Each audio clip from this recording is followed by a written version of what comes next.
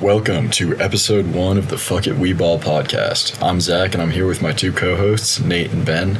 And today we're going to be talking about some recent happenings and standing changes in the league, some updates in replay use and officiating that we want to see, some defenses rules changes that the NBA is talking about, as well as kicking off our weekly Fraud Watch segment. So let's get into it, guys.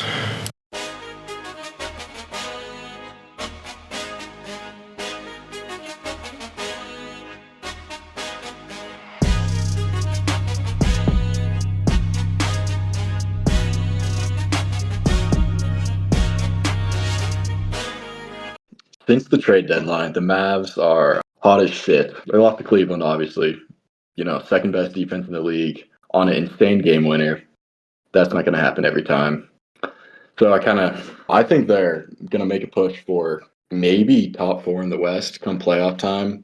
I think they're going to scare some people because that defense, now that they've got PJ Washington in there, completely revitalized, doing very well. And then another thing I want to bring up, the Warriors are 12-3 in the last 15.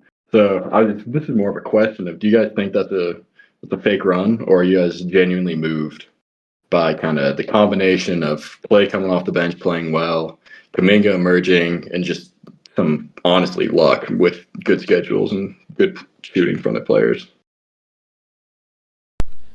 Well, the Warriors never really have a problem with consistency. They're kind of been outside of the year Steph got hurt. They've kind of been the most consistent team in the league. They've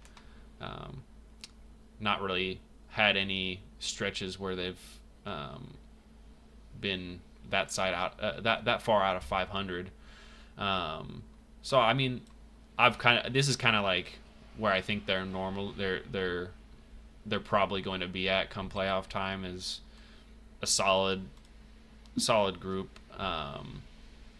And I think if Kuminga can prove he can just translate a little bit to the playoffs, and if their rookie, how do you say it? Pokusevski or something, whatever. Podziemski. Yeah, Podziemski. Podziemski. I think he's solid. They kind of know their system, and they're just kind of hitting their stride right now. So yeah, I would look to I would say they're probably going to be right there with the Lakers on trying to get out of the play-in, which is kind of funny. It seems like the Lakers and the Warriors are always right next to each other in the standings the past 2 years, but. Yeah, I mean, I would broadly agree with what you're saying. They're definitely on a roll, and I think they'll be a factor in the playoffs, but I'm not totally sold on them just yet. Looking at who they've played during this run, their best wins are like an injured-ass Knicks team and then the Suns, and then otherwise they've been playing mediocre to bad teams. So I'm not saying they're not going to make it into the playoffs or that they're even not going to advance in the playoffs, but I'm saying I haven't seen enough from them yet to be confident in that. In fact, looking at their upcoming schedule, they're my Fraud Watch pick for the next week. I think they'll go 1-2 at best. Good call. Yeah, I mean, I think this has been a pretty fraudulent run. I'm with you. I mean, they're definitely heating up. Kuminga's actually getting to the rim, which no one fucking does on that team. He's a fantastic player, to be clear. Oh, yeah, absolutely. Clay is playing out of his mind for some reason now that he's coming off the bench. But, I mean, they're going to be in the play-in, right? They can't get out of the... Yeah, it's a tall climb to get to 6 for them. Yeah, and then kind of thinking about playing in playoffs, it's going to be Lakers and Warriors will be in the play-in range, and I think they're pretty well suited to win the play-in. They're experienced playoff teams. Lakers are just have good players. Warriors are very well coached, right? So I think those will probably be the two teams that make it out of the play-in, unless Dallas slips down, but that's not happening. They're both praying that Dallas ends up in the 6th slot. Yeah, absolutely. I think Phoenix might be my fraud watch, low-key, because I think they're going to slip down to the play-in and potentially not make it. They could, yeah. I can't remember exactly where they stand, but their remaining schedule is pretty tough.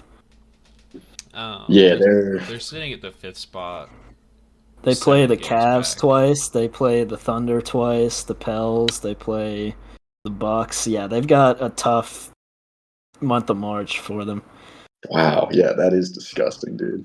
Wow. Actually, I'm looking at the rest of their schedule. I would wager a fair amount that this is the toughest remaining strength of schedule. I think I remember seeing that on some app. Yeah, it's definitely true. That is a solid fraud watch pick. Yeah, I mean, it's not even. Go ahead. Go ahead. Oh, I was, I guess, okay. I'm looking up the betting odds, and unfortunately, Nate, it looks like the Clippers are probably gonna be my fraud watch because they're third highest for the title odds, at least on this, according to See, I Sportsbet. disagree because they've advanced past fraud watch. They are in a state of fraudulence to me. You don't even have to watch; they're just they're frauds. Yeah, Yeah, it's not even a concern. It's just a given. Yeah, I think with James Harden just kind of playoff inconsistency, and Paul George is kind of up and down in the playoffs. I think it's gonna be hard for all those guys with Ty Lue. I think it's gonna be tough for them to say, yeah, we have a shot to win when James Harden rolls up a 1 for 11 game, which is almost certain that Yeah, he's it'll gonna happen. have something like that in the playoffs. That I'm not gonna say they're out of contention, but they're probably my fourth or fifth pick to make it out of the West at this point. fifth. Wow. Yeah, it's they. I mean, you look at their record in February, 6-5 isn't terrible, but I watched every single one of those games and it was bad. It was fucking awful. They won some of the shitty ass games they played, but it was tough to watch. Yeah, I'm also looking at the betting odds, and sixth highest is the New York Knicks. How are we feeling about the Knicks post trade deadline? I like the Knicks. I don't love the Knicks. I don't think they're really in contention. I think they're about as close as it gets out east, but it's really Boston and no one else for me. Yeah, Agreed. Yeah, and I think a lot of it is can their guys stay healthy too. I think because Randall's been out for a while. Brunson's been out. Josh Hart's been playing through some stuff. OG's been out. Like, it really is Tibbs playing these guys, 46 to 48 minutes a night. Like, do you really want to be doing that in fucking March? Yeah, you're gonna need these guys, and you're running them to the bone. I mean, shit, he's playing Jericho Sims 30 minutes a night. What are we doing here? Nasty. but yeah, for me, the Knicks are like, I don't know if they're just gonna go anywhere with Tibbs, because Tibbs just runs you dry in the regular season, and come playoffs, you're not gonna be worried about their defense, but their offense doesn't get any better. It just gets way worse when people know what sets they're gonna run. Yeah, And agreed. I don't trust Randall. Brunson I trust, but I just don't think they have really enough. I wouldn't say star power, but like consistent night to night. I don't trust anybody but Brunson and maybe Ananobi to give you 16 to 20. So I think the big players in the East are probably, obviously Boston. I still like the Sixers with Maxi. I don't know. I'm not sure how he's been playing as of late, but I'm sure he's been balling with the higher usage with Embiid being out. Yeah, Um, he's been playing. He's been getting solid numbers. They have struggled record-wise, which I mean, yeah, the MVP's out. If Embiid's out for the playoffs, I think that's kind of over for them. I don't think. Yeah, they've dropped a fifth. Wow, damn. My take on Embiid, if it was a meniscectomy, I think we would have heard he'd be back soon already. I think they're just completely lying to us and he's out. I could be wrong, but I don't know. The Sixers medical staff isn't exactly forthcoming with information. Very true. I guess who are you guys surprised by this season in the East or West or any young team? Because I feel like there's been a lot of young teams. There's been the Magic that have overperformed. The Timberwolves have obviously overperformed. The same with the Thunder. Out of the Magic, Thunder, and Timberwolves, who are you the most surprised by? Oh, I'm absolutely the most surprised by the Timberwolves. I mean, I was expecting them to be play into borderline missing it. I don't know. I couldn't picture Gobert and Cat playing together, and Chris Finch just worked it out and worked his magic. He's a very good coach. They're just young. Like, I could see them making it, but I don't know. It's so hard. Real quick, guys, I'm very sorry, but my internet cut out for about the last 20 to 30 seconds. I mean, we'll just fill you in quickly and kind of jump back in. Zach was saying that the Timberwolves have surprised him the most. Then we talked about how the Nuggets were number one in the West. Like, both of us agree on that. And the best team in the West.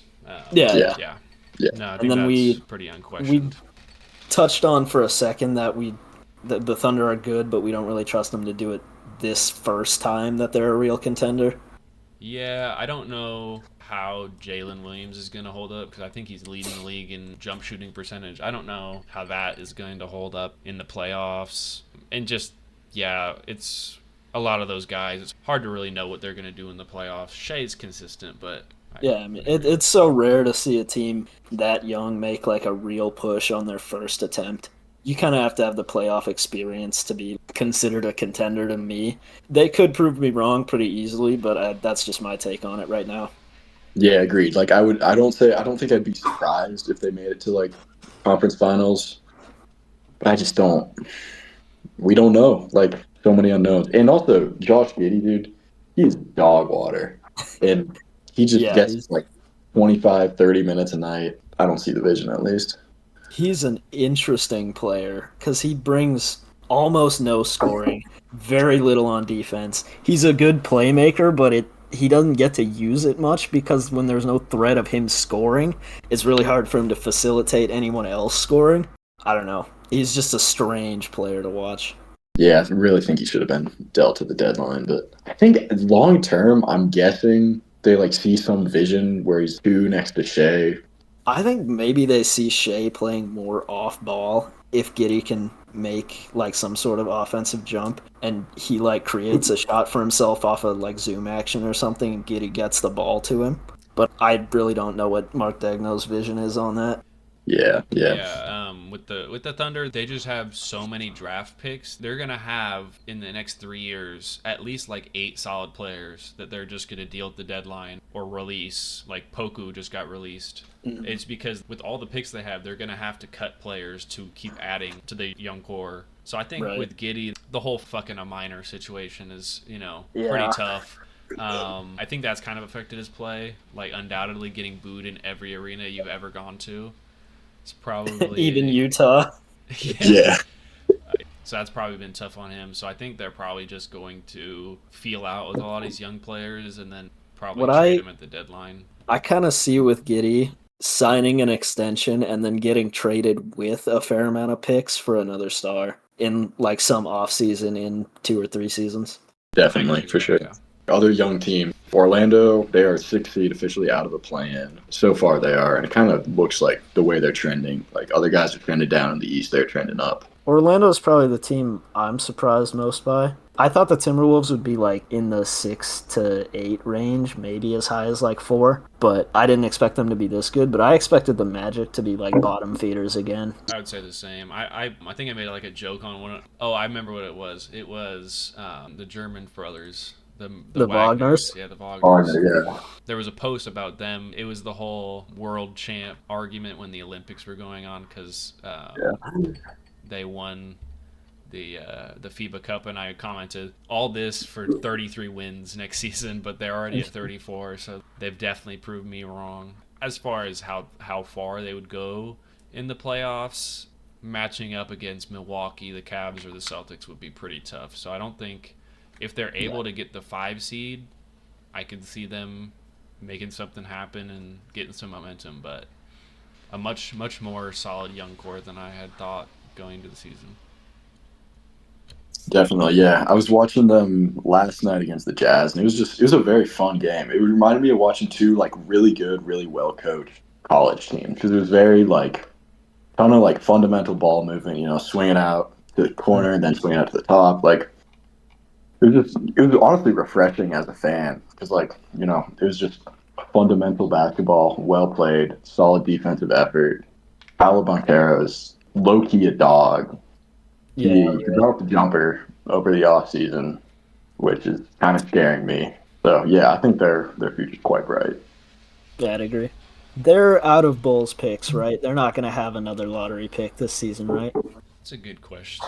Yeah, I don't know. I think they got the two that was Wagner and Jet Howard. I'm fairly sure that's all it was, but they if they end up with another lottery pick this season, it might be up for the East. Yeah, Yeah. we won't even talk about the Bulls on the podcast because they're that bad. So So, unless you guys have anything else, I think we're going to move on to talk about some changes we'd like to see in replay and officiating in the NBA. yeah, so I guess I'll start on the first thing I wrote down about adding things to the replay and just helping the game work is once you get like a 99 high degree of accuracy for player stepping out and for free throws, feet on the line, for three-pointers, feet on the line, once they're able to accurately measure that without having the refs having to be involved, that we should probably shift to that. The refs don't need to be looking down at the player's feet for the three-pointer. They don't need to be looking at their feet for the free throw. They really shouldn't. It's really hard if you just think about it, like think about standing on the sideline where that official is calling like out of bounds calls and trying to make sure that the defensive player isn't pushing the offensive player out. All these things, I think we should move towards that as just a league, and I'm sure Adam Silver will be on top of that. Yeah, definitely. I mean, the more easier you can make the ref's job, right? The better they're going to be able to do the parts you can't automate. So, yeah, if you have the lasers along the baseline or whatever, I don't know how tennis does it, to be honest, but if you can automate that, refs are, just like you said, Ben, refs are looking up, like, you're catching all the other shit that they don't call, which, I mean, it feels like this, maybe this is biased, but it feels like this has been a pretty bad year in terms of, like, blatant no calls or, like, calls that shouldn't have been calls. So I think I also had written down about restricted area calls, like Hell yeah. like the ref's initial call shouldn't really be a prime determinant on what the fuck's gonna happen, because it's like some of those plays, they're out of the restricted area and they kind of slide back and step into the restricted area. There should be, if they're able to do the technology with sensors or whatever to identify where the player is, the ref shouldn't have to go to the monitor for 2 minutes to determine that they were in the restricted area. If technology can't do it, what the fuck is the replay center in Secaucus for if the refs are just going to go on the monitor like old grandpas on their iPhone and look at it for 3 minutes to determine the call that everybody knew in 10 seconds? I mean, expediting reviews is really what it would be for, especially for me when you see, like, you know, when someone goes up for a layup and someone pins it against the backboard and the announcers are like, oh, that's so close, they're going to have to review this one if that was goaltends or not. And the refs spend like 6 minutes trying to decide if it hit a frame earlier. If we had a sensor in the backboard, it would take 5 seconds. That type of thing. And then basket interference, if it was over the cylinder, if you had a literal cylinder of sensors like over the rim, it wouldn't even be a question. You could have the backboard light up when it happens and make like a marketable fucking desk toy with it or something. I don't even know. Yeah, I think that especially with it's almost harder when it doesn't hit the glass, because I think the way that some people conceptualize it is once the ball stops moving upwards is like after it's like on the downward arc of its trajectory. But I feel like the technology should be, and with a lot of these things I will show deference to like the league, and it's like they obviously need to make sure these things are ready and not going to have any malfunctions before they do it. But it just seems like it should be easy for tech to be able to identify the exact arc of the ball and draw a line, the arc of the ball. And once it is off of the peak, then it's a goaltend or offensive basket interference. I don't like a lot of the guesswork with that. And also, I think if it's a made basket or it's a goaltend, either way you're taking out under the rim. So I feel like they should just go in Secaucus, determine is this a goaltend or is this a good block, and worst case scenario, if they mess up, and they inbound it under the basket, just retroactively go back, and if it's a goaltend, put it on the board. Like you shouldn't really have missed calls like that. And same thing with that they've sort of implemented with 3-pointers is if they called it a 3-pointer and their foot's on the line, they'll go back and retroactively take a point off because it wasn't a 3-pointer. So Right. I don't see why they can't do that with the goaltending.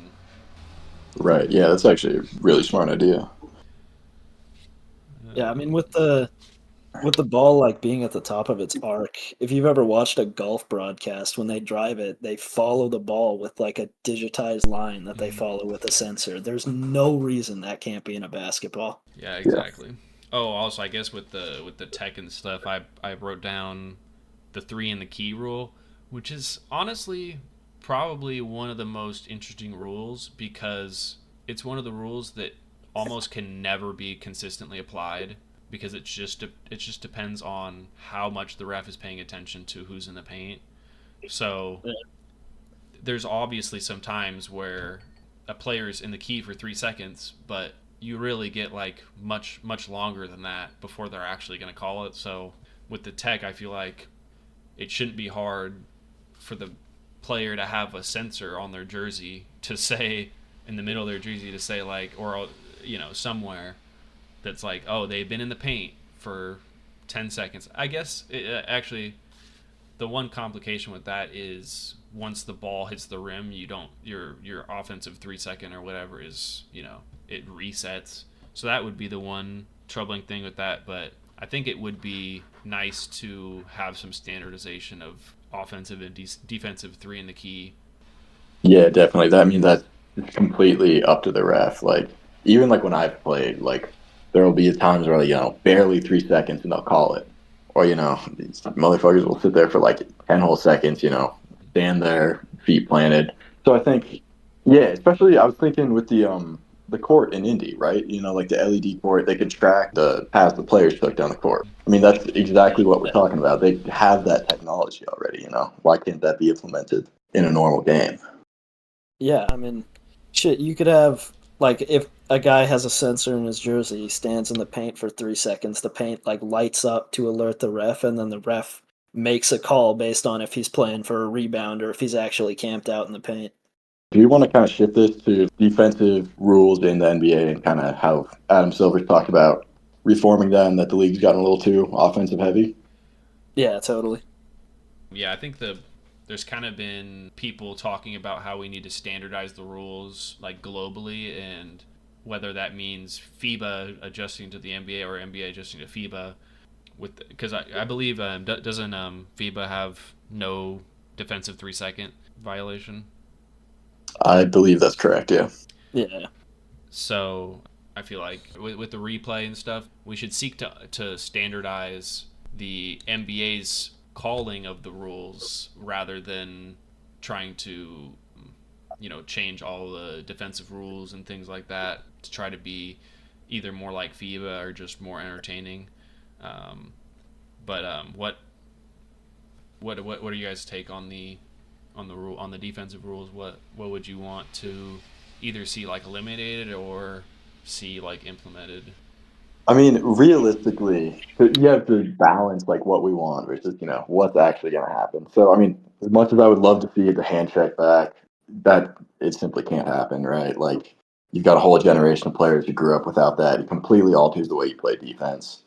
I just don't think that's possible. I think the realistic ways this can be done is defensive 3 seconds and probably like actually calling moving screens and carries.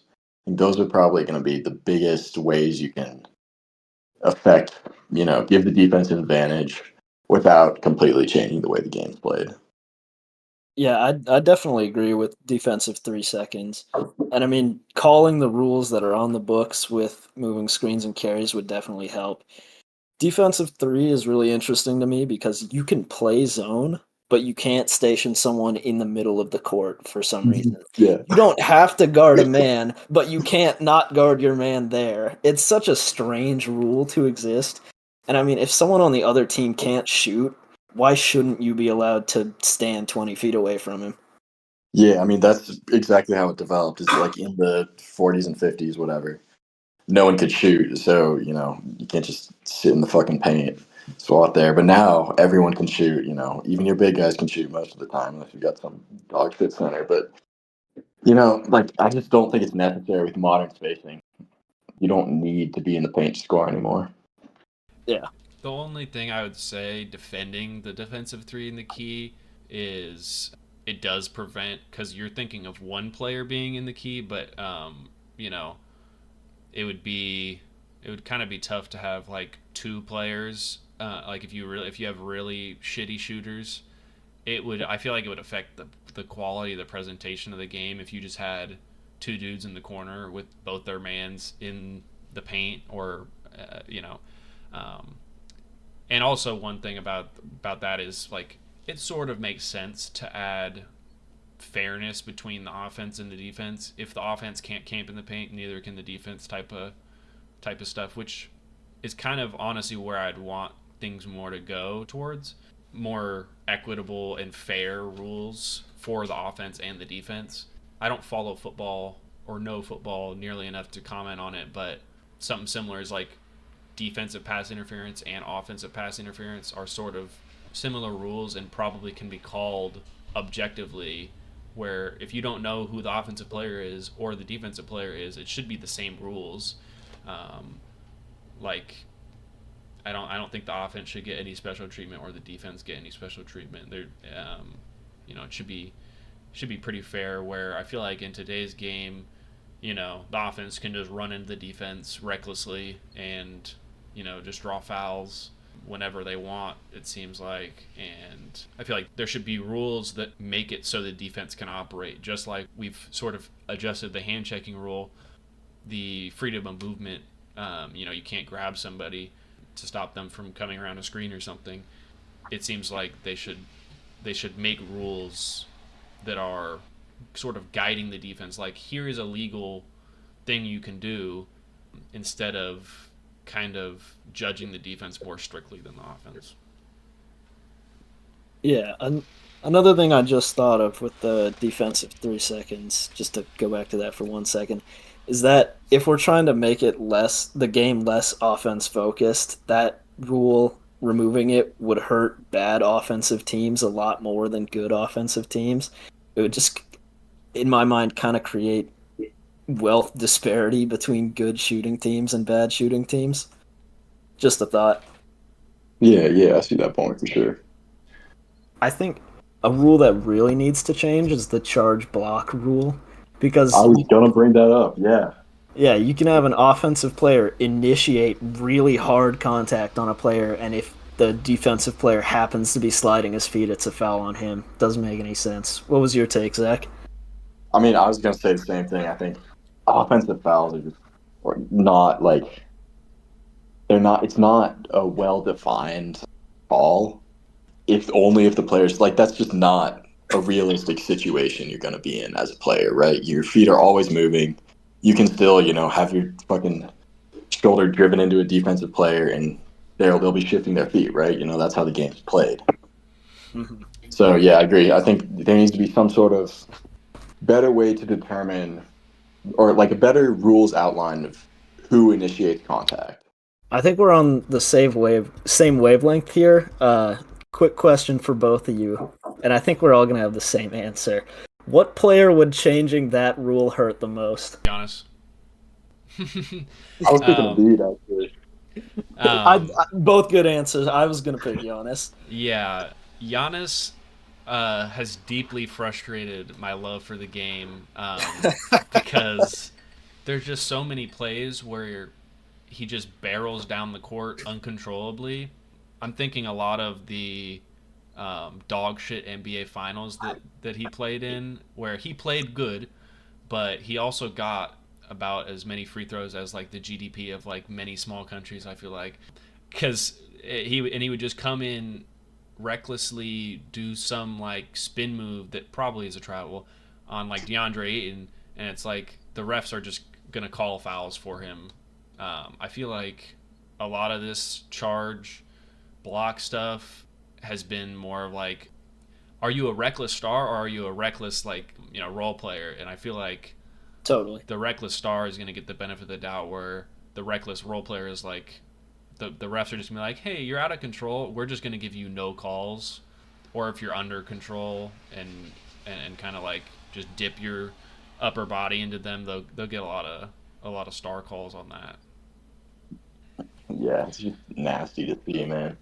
No more ethical hoops in the league. Yeah. Did you want to expand on the Embiid?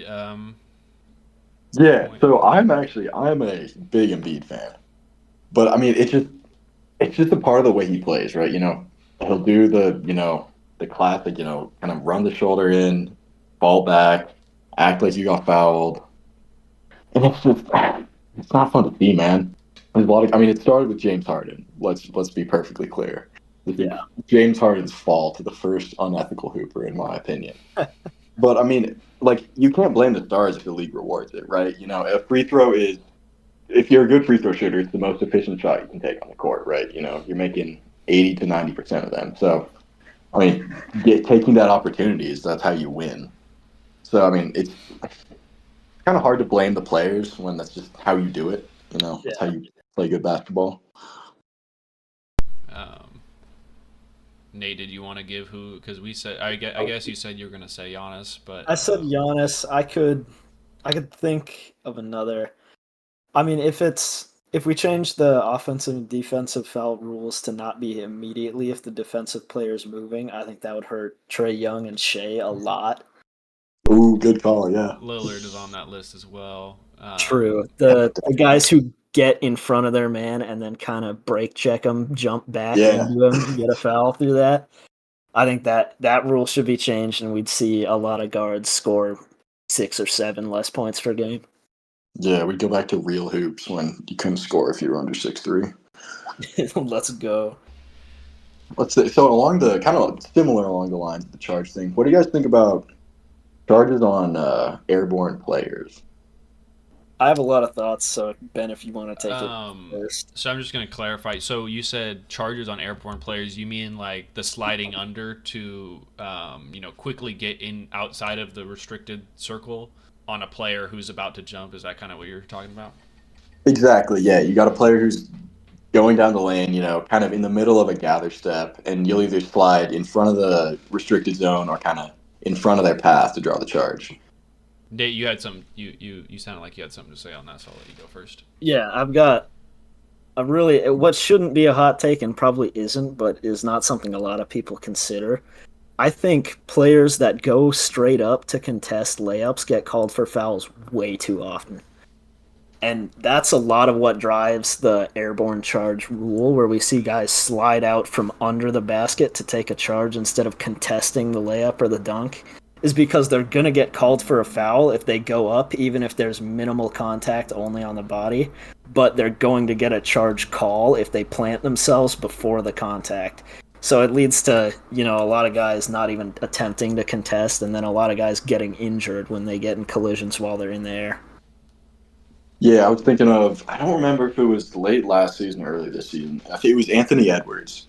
Yeah, nasty fall after that exact thing happened. Player slid out of the restricted zone, kind of as he was gathering. But, part of it is you don't have to try and jump over a player. Like, you can stop, pass it out. That's what you're probably supposed to do. But I think the league wants posters. Yeah, totally. It's just, it really does lead to injuries. It's completely unsafe. And I think the one thing I will say to your point, Nate, is that when you have a player going up to contest, even if it's vertically, you still have two players colliding midair, which is gonna increase injury risk. True. Yeah, but I think when one's on the ground and one's in the air, though, you kind of tabletop the guy who's up in the air, and he takes a nasty fall, whereas collisions between two guys going vertically, they kind of bounce off each other. usually. I mean, both still can result in injuries, but I think one's more dangerous. Yeah, no, I completely agree with that. But yeah, it's just a nasty Yeah, situation. yeah. Some people have been either advocating for. I guess I would probably be more on the side of just eliminating it entirely than to expand it out more You think because make it a flagrant or what? oh no, I was talking about with the semicircle. So some people Oh, say got to it. Okay. eliminate the semicircle, which I would probably be more in that camp than in the camp that says you should expand it. Um, because the sort of rule surrounding the center circle, I believe, is you can't stay vertical and stand and plant it in the restricted area, which just doesn't seem right to me that a player can be called for a foul for literally standing there with their arms straight up. But that might just be me. And what that does is it allows the defense to sort of just stand there with their hands up instead of trying to shuffle their feet around and move around at the last second. So I think what that would do would be to sort of not penalize a defender for defending right at the basket. It would also sort of making it legal to stand under the basket would honestly probably create more posters where guys are just going to stand there and get somebody's nuts in their face um, on a dunk. So, what do you guys think about that? Would you guys be more in favor of expanding it or getting rid of it or keeping the same? I mean, I'm with you. I think if you expand it, I think that's what really benefits Giannis is expanding the restricted zone because like Yeah. you already can't stop him running halfback dive. Like it just expanding the restricted zone. There's going to be so many players who can just once you're in that zone, everything's fair game. You can completely bully your way to the rim, and they'll foul you instead of what should be often the other way around. So I'd say I'd lean towards your point of just eliminating it entirely. Yeah, totally. There's too many free throws in the game already. I'd say let's not give them the opportunity to create more. I guess Zach, you brought up the hand check.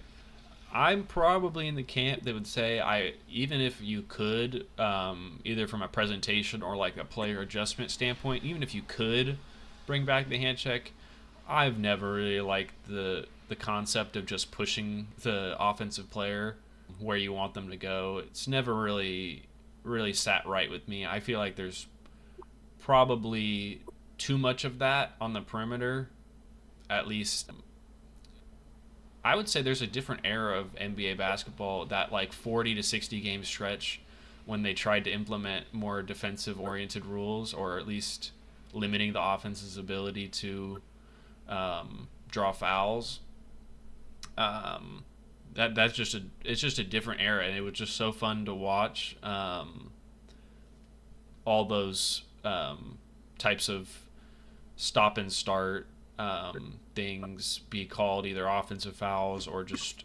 I loved when there were just no calls and just they rebounded it and kept going up the court, and just kind of just need less fouls. I think there's too many foul calls, and we should probably just reassess like what is a foul on the perimeter. And I have an interesting take on fouling 3-point jump shooters, but does anybody have anything to say on what I was talking about earlier? So just to clarify, that stretch you're talking about, are you talking about like the first part of this season when they introduced? They basically introduced like flopping calls, right? Yeah, I'm more talking about. I think it was last season where they sort of implemented the start and stop being an offensive foul. They got like really overzealous, like I thought, on calling those offensive fouls when I feel like a no call was worth it. Would be a better call.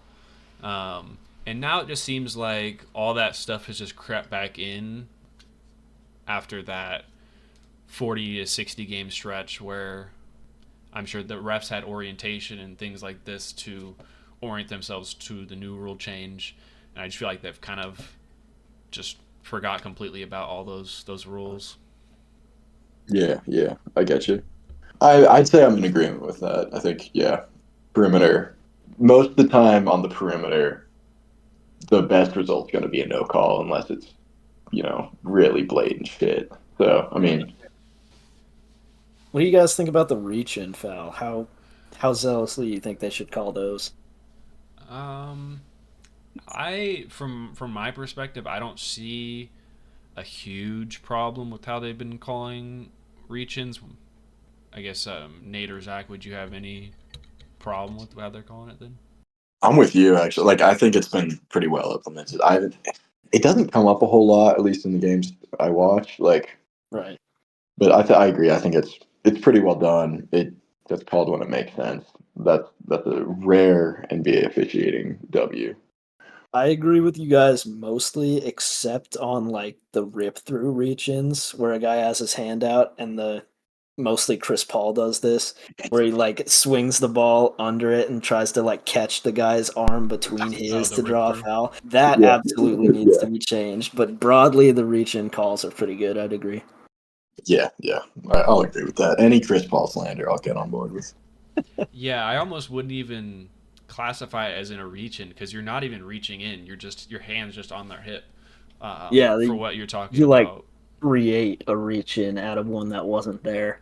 Yeah, Yeah, an interesting one is also the it's James Harden does it where he will gather the ball and as he takes his gather step, he just swings his arms up. Yeah. So it's an interesting situation where it's like players are now just swinging their arms up, obviously hoping for contact so he can go to the line, but also just hoping to initiate to like kind of make the refs think they're going for a shot when really they're just taking 2 steps to the basket. Because it's just a really safe play for you to swing your arms up through a defender. I'm not sure what to do with it, but it's an interesting move. Yeah. That may yeah. I mean, it's hard to officiate that because sometimes that's a legitimate like gather step, but you never know until it's James Harden. Then you do know, but yeah. Yeah, it can be hard to discern what's intentional contact on those type of calls like that the offense creates and what's actually him getting hit while going up. That's one of the more difficult ones of the ones we've talked about, I'd say. agreed. Yeah, Ben, do you want to talk about your Yeah. 3-point foul take?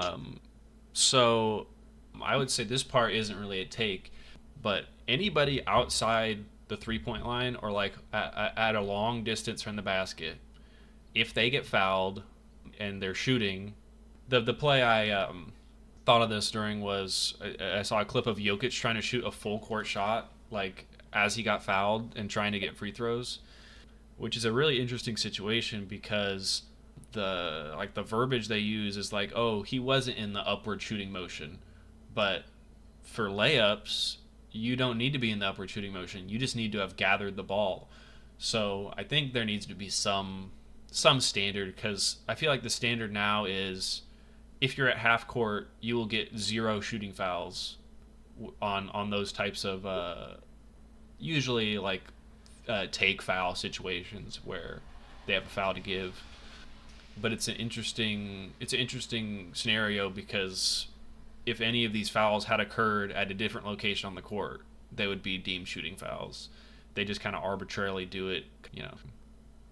Yeah, I mean, I gotta say, I kind of agree with the way the NBA officiates it right now because there's really not many players who are making legitimate 3-point attempts way beyond the arc, and even as like any 3-point attempt, you're gonna be shooting a jump shot form, right? So you're gonna be going straight up rather than gathering. I think that it kind of prevents against like Mickey Mouse shooting fouls, in my opinion. It's probably kind of why I like that. Nate, you got any take on it? Yeah, I think it's unreasonable to try to draw 3 free throws from 90 feet away. The only thing I really have to add to this discussion is like when a team is down 3 and has the ball with a few seconds left, I think they should be able to try to draw a shooting foul from around half court so the other team doesn't just foul them for 2 free throws and win the game. Just out of pure entertainment factor. That's exactly kind of my problem with it, is because there should be no situation under which the defense prevents you from attempting a shot, and that's a big area where they're preventing you from. A lot of these they'll white baskets off of the board, or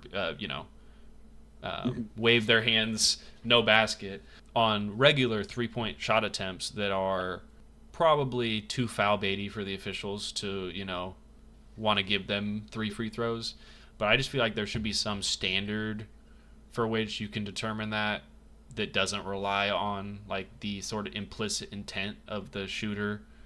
Because I'm sure these refs just say, okay, you're at half court, you're not actually going to shoot that.